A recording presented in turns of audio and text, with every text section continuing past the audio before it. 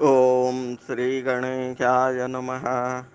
श्री सरस्वत्यै नमः. अवधूत चिंतन श्री गुरुदेव दत्त. समर्थ सद्गुरु श्री भगवान नाथ महाराज की जय.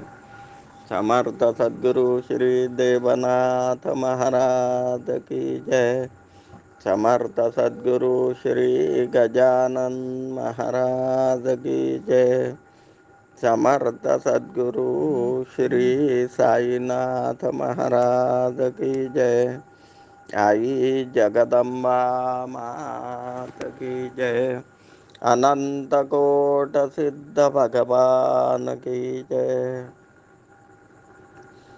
सर्व साधक बंधू भगिनींना आदेश. भाविक हो, आपण मागच्या वेळेला मनाचा शोध घेण्याचा प्रयत्न केला. साधनेसाठी सगळ्यात महत्त्वाची तयारी, बाह्य तयारी आपण करतो. आसन घेतलंय, धूप लावलेला आहे, वातावरणात शुद्धता आहे, पावित्र्य आहे. पण अंतरातली जी तयारी आहे साधनेसाठी, त्यातला सगळ्यात महत्त्वाचा घटक म्हणजे मन. आणि मन हा सगळ्यात विचित्र घटक. वायुरूप असलेलं हे मन कधी कधी आपला मित्र असतं, तर कधी कधी शत्रू होतं. आणि एकूणात सगळा जीवन प्रवास, साधनेचा असो किंवा इतर व्यवहारातल्या गोष्टी असो, ह्या मनाचा कोणता रंग आहे, मूड ज्याला म्हणूया आपण, मनाच्या मूडवरच तुमचं जीवन किती यशस्वी किंवा अयशस्वी होणार आहे, तुमची साधना किती भरकन होणार आहे किंवा किती अडचणी येणार आहेत, हे फक्त मनाच्या गुणधर्मावर, मनाच्या रागरंगावर अवलंबून असतं. म्हणून जसजसं आपण साधनेच्या सूक्ष्मतेकडे जातो, तसतसं मनाकडे लक्ष देणं जास्त गरजेचं असतं. नवीन जे साधक असतात, सुरुवातीच्या काळात सद्गुरूंचं स्मरण केलं, साधनेला बसलं आणि थोडी एकाग्रता झाली तरी चटकन शक्ती लागते, शक्तीच्या क्रिया सुरू होतात. आणि त्यावेळी स्थूल रूपाने शक्तीचा अंमल आपल्या शरीरावर पूर्ण असतो. म्हणून मन जरी भरकटलेलं असलं तरी शक्तीच्या क्रिया या सुरू असतात. पण जसजशी साधना वाढते, आता मी जे बोलतोय ते तुम्ही दीक्षा घेतल्यानंतर 1-2 वर्ष व्यवस्थित साधना केली आहे, म्हणजे जडभाव जो आहे हा कमी झालेला आहे, शक्तीत सूक्ष्मता आलेली आहे आणि पुढे आपल्याला साधना करायची आहे. खास करून अशा साधकांसाठी आता मनाचा विचार करणं, मनाच्या एकाग्रतेसाठी उपाय करणं अत्यंत गरजेचं असतं. कारण सूक्ष्मता ज्यावेळी ध्यानात येते, त्यावेळी थोडाही जरी अडथळा आला, एखादाही चुकीचा विचार मनात आला किंवा बाहेरून एखादाही अडथळा आला तरी चटकन ध्यान मोडतं. पूर्वी जसं आपलं ध्यान लागत होतं, कडाक, बाहेर काही झालं तरी शक्तीचा अंमल आपल्या शरीरावर पूर्ण असायचा. आणि किती प्रयत्न केला, बाहेरचे किती आवाज झाले, मनात किती विचार आले, तरी क्षणार्धात ते विचार नष्ट करण्याचं शक्तीचं सामर्थ्य जे सुरुवातीच्या काळात असतं, तेच सामर्थ्य आता टिकवून ठेवणं हे आपल्या हातात आहे. आणि म्हणून साधनेतल्या सूक्ष्मतेकडे जाताना आपण 24 तास दक्ष असलं पाहिजे. मित्रांनो, साधना फक्त आपण काही वेळ करतो दिवसभरातली, पण त्या साधनेची पूर्वतयारी, साधनेचे नियम आता अधिक जाणीवपूर्वक आपल्याला पाळायचे आहेत. मी काय म्हणतोय लक्षात घ्या. साधनेतली एकाग्रता टिकवण्यासाठी 24 तास आता शुद्ध राहण्याची गरज आहे. आणि आपल्याला तर व्यावहारिक जगात राहायचंय, सगळे व्यवहार करायचे. अशा वेळी हे कसं शक्य आहे? पण हळूहळू प्रत्येक अडथळा दूर करण्याची, किंवा जिथे धोका आहे आपल्याला, अशा जागा जर आपल्याला माहिती असल्या तर किमान तेवढे नियम पाळून आपण बरेच सुरक्षित राहू शकतो. 24 तासात आपण जे वागतोय, जे विचार करतोय, जे अन्न ग्रहण करतोय, जे पाणी पितोय, जेवढ्या लोकांच्या आपण दिवसभरात सहवासात आलोय, ह्या सगळ्या गोष्टींचा सूक्ष्म प्रभाव आपल्यावर निश्चितपणे पडतो. सामान्य माणसाला ते जाणवत नाही, बिलकुल जाणवत नाही. पण ज्यावेळी शरीरात सूक्ष्मता यायला सुरुवात होते, मी आधीच सांगितलं की शक्तीच्या प्रवासात आपलं जडदेह शुद्ध होतो. कापूस पिंजल्यानंतर जसा हलका होतो, तसं जडदेह शुद्ध करण्याचं कार्य सर्वात आधी शक्ती करते आणि सूक्ष्मतेकडे आपल्याला घेऊन जाते.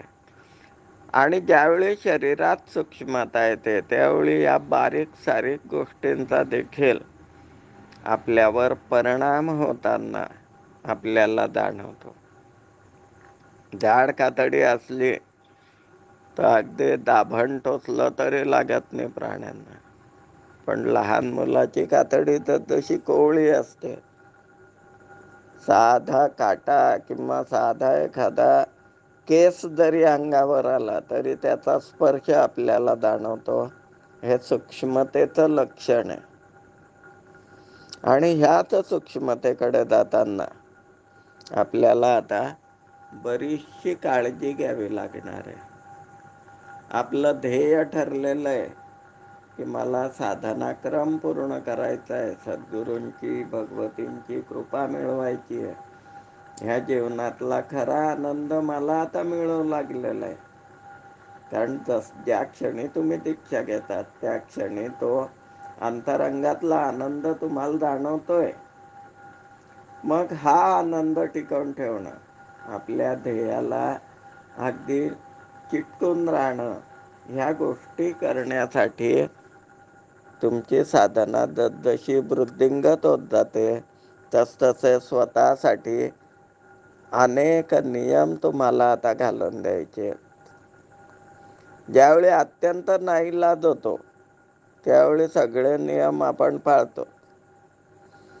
आम्हाला का स्पर्श करत नाही, मग आमचं शरीर न तुमचं शरीर सारखंच आहे, सगळ्यांचं रक्त एकच आहे, हा भेदभाव का बरं? हे आतापर्यंत आपण म्हणत होतो, पण या गेल्या 2 वर्षात सोशल डिस्टन्स हा शब्द अत्यंत महत्त्वाचा आहे. आता आपल्याला हे पाळावंच लागतंय आणि हे पाळताना काही वाईट वाटत नाहीये कोणाला, की माझ्यापासून थोड्या अंतरावर राहा, तुझं तोंड झाकून ठेव, नाक झाकून ठेव. हे जे आपण पाळतोय, हे सोशल डिस्टन्सिंग, हे साधकासाठी नेहमी साठी महत्वाचं आहे. आणि जे साधक इतरांपासून हळूहळू अलिप्त होण्याचा प्रयत्न करतात, अलिप्ततेने जे वागतात, त्यांची साधनेत खऱ्या अर्थाने प्रगती होत असते. ते तो जनपदाची खंती, तुकाराम महाराज म्हणतात की एक वेळ अशी येते की नको ते लोक, नको त्यांचे ते सगळे संसाराचे पैसे अडक्यांचे विचार, आता मला यापासून अलिप्त राहायलाच आवडेल. माझ्या मनाची एकाग्रता या लोकांमध्ये गेल्यामुळे भंग होते. म्हणून अगदी कामापुरतं, व्यवहार पूर्ण करण्यापुरताच आता मी या लोकांशी संबंध ठेवेल. कारण माझा आनंद वेगळा आहे, यांचा आनंद वेगळा आहे. यांना 2-4 बाटल्या खाली केल्याशिवाय नशा येत नाही. मी फक्त श्वास सोडला तरी एक प्रकारची नशा येते. आत्मानंदाची नशा मला येते. त्यासाठी मला बाटल्या खाली कराव्या लागत नाही. हा फरक, इतरांमधला आणि आपल्यातला हा फरक आता तुम्हाला जाणवायला लागेल. मी आधीच सांगितलं होतं की बगळे आणि हंस यांच्यात फरक आहे. हा जो फरक सांगितला हा साधकाला आता जाणवायला लागेल. आपल्याला स्वतःला जपायचंय, पण इतरांनाही दुखवायचं नाहीये. दूर हो माझ्यापासून, मला तुझा विटाळ होतो, मला तुझा स्पर्शही नको, असंही बोलायचं नाहीये. पण स्वतःला मात्र जपायचंय. मोठ्या युक्ती प्रयुक्तीने आपल्याला समाजात मिसळायचंय. आपण काहीतरी वेगळे आहोत, काहीतरी शिष्टपणा करतोय, असं देखील समाजाच्या लक्षात यायला नको. आणि म्हणून गृहस्थाश्रमातून जी साधना होते, गृहस्थाश्रमात जी भक्ती होते, ती संन्याशाने केलेल्या साधनेपेक्षा श्रेष्ठ असते. कारण काय, ज्यांनी संसार सोडून एकांत पत्करलेला असतो, संन्यास घेतलेला असतो, एकांतवासात असतात, त्यांना या नियमांच्या कटाक्षाने पाळायची गरज नसते. त्यांच्याकडे येणारे लोक कमी असतात, त्यांच्याकडे येणारे विचार कमी असतात. लोकच कमी आले, गप्पा गोष्टी कमी झाल्या म्हणजे मनात त्यांच्या इतर विषय घुसू शकत नाही. पण सामान्य माणसाला ह्या सगळ्या गोष्टींना तोंड द्यायचंय. या धकाधकीच्या जीवनात आपला उदरनिर्वाह चालण्यासाठी आपला उद्योग, व्यवसाय, नोकरी हे देखील करायचंय. आणि हे करताना सामान्य माणसाच्या गराड्यात राहून सुद्धा आपल्याला आपले नियम आता कटाक्षाने पाळायचे. कमलपत्राची जी उपमा दिली जाते, कमळाचं पान हे पाण्यात असतं, पण पाण्याचा स्पर्श देखील ते स्वतःला होऊ देत नाही. कमळाच्या पानावर पाण्याचा थेंब पडला तर तो थेंब देखील निसटून जातो, ते पान ते स्वीकारत नाही. आपल्याला आता असंच जीवन जगायचंय. आपला ध्येयवाद जपण्यासाठी अत्यंत प्रतिकूल परिस्थिती या कलियुगातल्या भोगवादी लोकांच्या, दुष्ट प्रवृत्तीच्या लोकांच्या या जगात अत्यंत अडथळ्यांनी भरलेलं या शर्यतीत आपल्याला स्वतःला सांभाळायचं. मित्रांनो, अशी दाराब्रत ज्याला म्हणतात, तलवारीच्या टोकावर चालणे हे जेवढं कठीण आहे, तेवढंच साधकाला जगात वावरत असताना स्वतःचे नियम सांभाळून स्वतःच्या मनाचं, शरीराचं पावित्र्य कायम ठेवून साधना करणं हे कठीण होत जातं. गुरुकृपा पाठीशी असल्यामुळे, भगवतींची कृपा आपल्यावर असल्यामुळे, भगवती चैतन्य रूपात आपल्या शरीरात असल्यामुळे ते तर निश्चितपणे या सगळ्या संकटातून आपल्याला पार काढतातच. पण आपण मुद्दाम काहीतरी चुका करायच्या असं जर घडत गेलं, काय होतं, आजच्या दिवस मी चूक करतोय, मग अशा वेळी त्या चुका निवारताना त्याचे फटके देखील आपल्याला खावे लागतात. आपण एखादी चुकीची गोष्ट करतो इतरांच्या सहवासात राहून, पण एकांतात ज्यावेळी येतो, साधनेला ज्यावेळी बसतो, त्यावेळी आपल्याला जो पश्चाताप होतो, मनाचा जो क्षोभ होतो, स्वतःचा राग येतो की मी असं का वागलो, मी या सामान्य व्यक्तींसारखा नाही आहे, मी सद्गुरूंचा शिष्य आहे, मी भगवतींचा पुत्र आहे आणि माझं ध्येय सामान्य लोकांसारखा संसार सुखाचा आनंद घेणं, अभक्ष भक्षण अपेय पान यांचा आनंद हेच माझं जीवन नाही आहे. त्यापेक्षा जो वेगळा ब्रह्मानंद आहे तो मला घ्यायचा आहे. आणि जर मी यांच्या नादी लागलो तर माझ्या ह्या आनंदात अडथळे येत आहेत, माझं ध्यान लागत नाही. ध्यान लागताना मला ज्या गोड अनुभूती येत असतात त्या आज येत नाहीये, कारण आज मी ह्या जगाच्या नादी लागलेलो होतो. आज माझा मनावरचा ताबा सुटला आणि काय बिघडतं, एक दिवस अपेय पान केलं किंवा अभक्ष भक्षण केलं तर काय बिघडतं, हा मी विचार केला आणि त्याचे फळं मला आता भोगावे लागते. अशी परिस्थिती साधनेला बसताना आपली बऱ्याच वेळी होते. काही वेळी नाईलाजाने ह्या गोष्टी कराव्या लागतात. नाईलाजाने तुम्हाला मांसाहार किंवा मद्यपान करावं लागतं असं मला म्हणायचं नाहीये. नाही, मग त्याचं मन दुखावलं जाऊ नये म्हणून मला जावं लागलं हॉटेलमध्ये, त्याच्यासोबत बसावं लागलं. मी थम्सअप प्यालो, त्याने त्याचं पेय प्याला. काय इलाज आहे, जगात राहायचंय, करावंच लागेल. हे सगळं खोटं आहे मित्रांनो.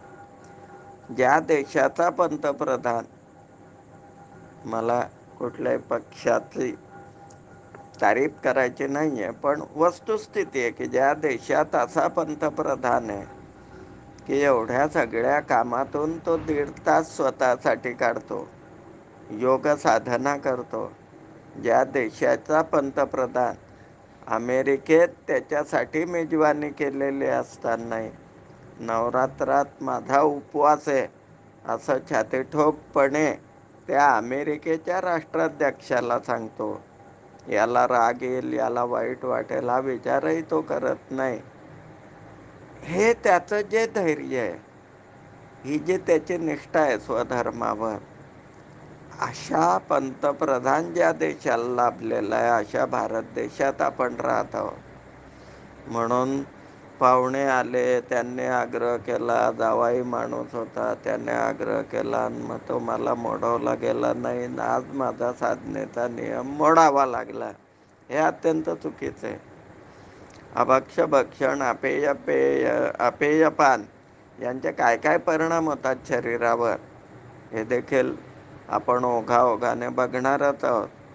आज सगळ्यात महत्त्वाची गोष्ट मला जी सांगायची आहे ती म्हणजे मनाच्या एकाग्रतेसाठी आपण जे इतर उपाय करतो त्याबरोबर सगळ्यात महत्त्वाचा उपाय म्हणजे अन्नशुद्धी. तुम्हाला माहिती आहे की आपलं मन हे अन्नामुळेच तयार होतं. अन्नामुळे जसं रक्त तयार होतं, शरीराला बळकटी येते, मन हा शरीराचाच घटक आहे. त्याच्यामुळे अन्नापासूनच ह्या सगळ्या गोष्टी आपल्याला प्राप्त होतात. मनाचं दृढीकरण, बळकट होणं मन हे अन्नामुळेच घडतं. आणि ज्या पद्धतीचे संस्कार अन्नावर झालेले आहेत त्या संस्कारांनीच आपलं मन घडत असतं. त्या संस्कारांचाच पगडा जोवर ते अन्न आपल्या शरीरात आहे तोपर्यंत त्याच संस्कारांचा पगडा आपल्या मनावर असतो. आपल्या विचारांमधली सात्विकता कमी होऊन कधी कधी तामस वृत्ती होते, कधी कधी रजोगुण वाढतात. हे आता मुख्य कारण हेच आहे की अन्नमय प्राण म्हटला जातो कलियुगामध्ये. आणि मग म्हणूनच जर तुमच्या अन्नात रजोगुण जास्त असले तर त्या मनाला अशक्त करण्यासाठी मग उपवास करायला सांगितले जातात. एखादं व्रत करताना शास्त्राने जे घालून दिलेलं आहे नियम, नाही बा एकादशी आहे, कडक उपवास करा. कडक उपवास याचा अर्थ काय? अन्न ग्रहण करू नका. किमान तेवढ्या दिवसापुरतं तरी अन्न ग्रहण टाळलं म्हणजे तुमचं मन त्या मानाने शुद्ध होईल. अन्न नाही खाल्लं की शरीर अशक्त होतं, शरीराबरोबर मनही अशक्त होतं आणि त्या अशक्त झालेल्या मनाची विचार करण्याची शक्ती काही काळापुरती कुंठित होते आणि मग ते मन एकाग्र केलं जातं. ज्यावेळी सहजपणे एखादा व्यक्ती ऐकत नाही त्यावेळी त्याला शिक्षा करून आपण जसं त्याचं वर्तनात बदल करण्याचा प्रयत्न करतो. नीट ऐकलं ठीक आहे, नाही तर 2 काठ्या आणेल, मग तरी तुला मी सांगितल्याप्रमाणे वागावं लागेल. असं जे पशुसाठी जे आपण तत्व अवलंबतो तेच या मार्गाने मनासाठी अवलंबलं जातं. सामान्य माणसाचे महिन्यामध्ये 2-3 दिवस काहीतरी व्रत असतात. एकादशी असेल, प्रदोष असेल, गुरुवार करत असेल, त्याची जबाबदारी एवढीच आहे की फक्त तेवढ्या दिवसापुरतं तुझं मन सांभाळून ठेव, म्हणजे तेवढं पुण्यकर्म तुझ्या हातून घडेल. पण आपल्या बाबतीत मात्र आपल्याला साधना रोज करायची आहे. अखंड साधनेमध्ये आपल्याला रंगून जायचंय, गुंतून राहायचंय आणि म्हणून इतरांपेक्षा आपले हे जे नियम आहेत, मन घडवण्यासाठीचे जे नियम आहेत ते अत्यंत कठीण आहेत आणि ते कटाक्षाने रोज आपल्याला पाळायचे आहेत. आपल्याला रोज उपवास करायचा आहे. मी मागे कथा सांगितली होती की एवढं अन्न खाऊ नये. त्या दुर्वासा ऋषींचा उपवास कसा होता की जरी अन्न खाल्लं तरी त्या अन्नाचा प्रभाव त्यांच्या मनापर्यंत पोहोचू शकला नव्हता आणि म्हणून ते अखंड उपवासी होते.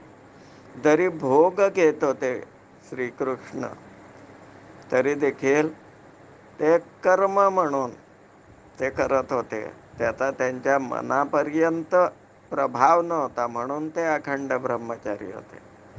साधनेचे नियम मी आधी सांगितलं की इतरांसाठी जो धर्म आहे त्यापेक्षा आपला धर्म वेगळा आहे. सर्व काही खाऊनही आपण उपवासाचं पुण्य मिळवू शकतो किंवा उपवास करूनही आपल्याला जेवण केल्याचं फल मिळतं. सामान्य माणसाचं बघा, उपवास ज्या दिवशी असेल त्याच दिवशी त्यांच्या चर्चा सुरू होतात. आता उद्या पारणं करायचंय, उपवास सोडायचा आहे, मग काय करायचं? बट्ट्या करायच्या, तुपात तळायच्या, जोरात बट्ट्या खायच्या, अशा स्वप्नात तो झोपतो. म्हणजे उपवास जरी केलेला असला तरी मनात दुसऱ्या दिवसाचे विचार असतात, अन्नाचे विचार असतात, त्याला तो उपवास लागू पडत. शेवटी भावना जशी असेल तसं घडत असतं. अशी एक छोटीशी गोष्ट मला आठवली. 2 मित्र एकदा यात्रेला जातात. त्यापैकी एक थोडा सात्विक असतो आणि एक थोडा मौज मजा करणारा असतो. त्यावेळेस दिवशी त्या दोघांनी असं ठरवलेलं असतं की आपण थोडंसं वेगळं वागून बघू. आणि म्हणून तो म्हणतो की बघ, मी नेहमी यात्रेत तमाशा वगैरे येतात, लोकनाट्य तमाशा, तर मी नेहमी याचा आनंद घेतो. आजच्या दिवस तू याचा आनंद घे, कारण तू 24 तास भजन पूजन करत असतो. तू आज तमाशाचा आनंद घे आणि मी आज कीर्तनात जाऊन बसतो.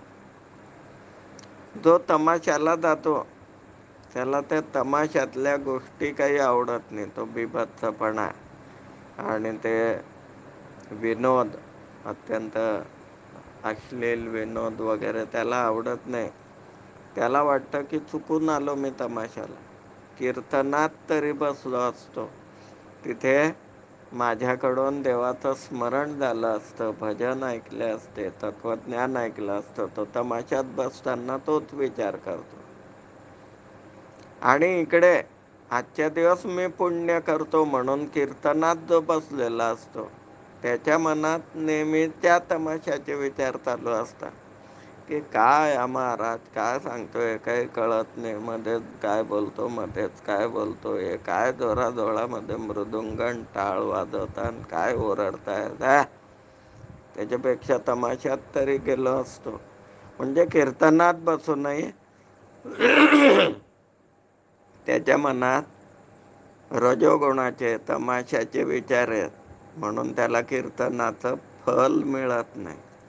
पण जो तमाशात बसलेला आहे, तमाशा पाहतोय, पण मनात मात्र कीर्तनाचे विचार चालू आहेत, त्याला मात्र कीर्तनाचं पुण्यफल मिळत असतं. म्हणून मनात जे संस्कार आहेत आपल्या, त्या संस्कारानुसार सगळी फलं मिळत असतात. उपवास करूनही मनात जर उद्या काय खायचं हे विचार असले तर तो उपवास लागू पडत नाही.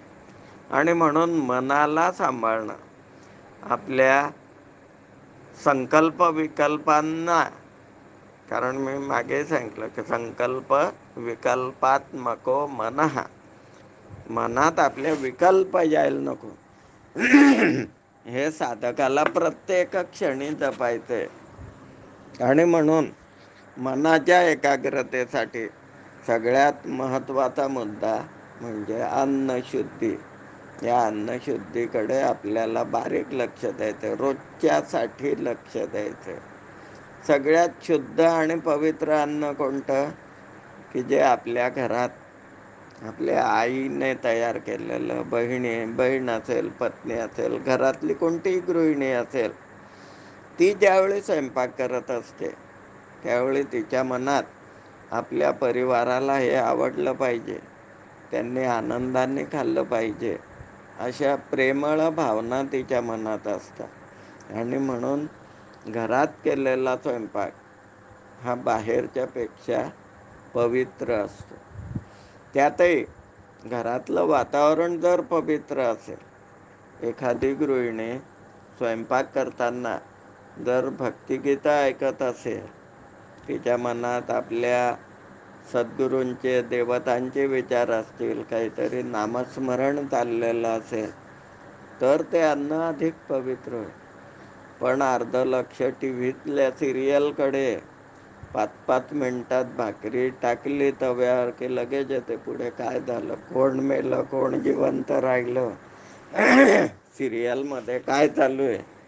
म्हणजे तिथं जर लक्ष सात्विक मार्गाकडे नसेल स्वयंपाक करताना, तिच्या मनात जर सिनेमाचे, टी व्हीचे विचार चालू असतील, काहीतरी रजोगुणी संगीत चालू असेल, सिनेमातले धांगडधिंगाचे, लुंगी डान्सचे गाणे चालू असतील, तरी देखील तिच्या मनात ते विचार असल्यामुळे ते थोडेसे का होईना गुणधर्म अन्नात उतरतात.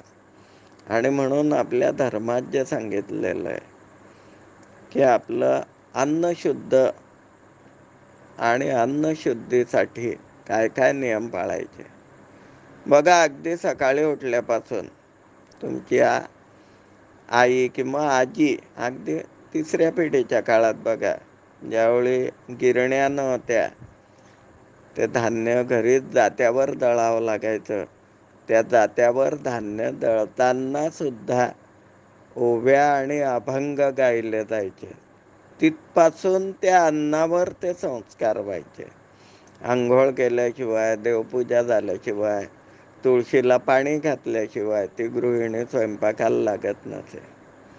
स्वयंपाकखोली अगदी वेगळी असायची, तिथे बाकीच्यांना सहसा प्रवेश मिळत नसे. घरात आलेला नवीन व्यक्ती, त्याची दृष्टी चटकन त्या अन्नावर पडू नये यासाठी स्वयंपाकखोली वेगळीच ठेवली जाते. आणि हे नियम पूर्वी होते. आणि म्हणून ते अन्न अत्यंत पवित्र आणि शुद्ध. शुद्ध तर अन्न असतं दाद आपलं, पण पावित्र्य किती आहे त्याच्यामध्ये, हे महत्त्वाचा भाग आहे. जर अन्न पवित्र असलं, स्वयंपाक करताना ती गृहिणी अधिक पवित्रतेने करत असली, तर तिच्या प्रेमाबरोबर पावित्र्य देखील अन्नात उतरतं आणि हे अन्न खाल्ल्यानंतर साधकाची मनोवृत्ती देखील पवित्र असते. अन्नाचा दुसरा प्रकार आपण पुढच्या भागात बघू, कारण मनाच्या शुद्धतेसाठी अत्यंत तपशीलवार आणि बारीकपणे आपल्याला या गोष्टी जाणून घ्यायच्या आहेत, जेणेकरून आपल्या साधनेत कमीत कमी विघ्न येतील.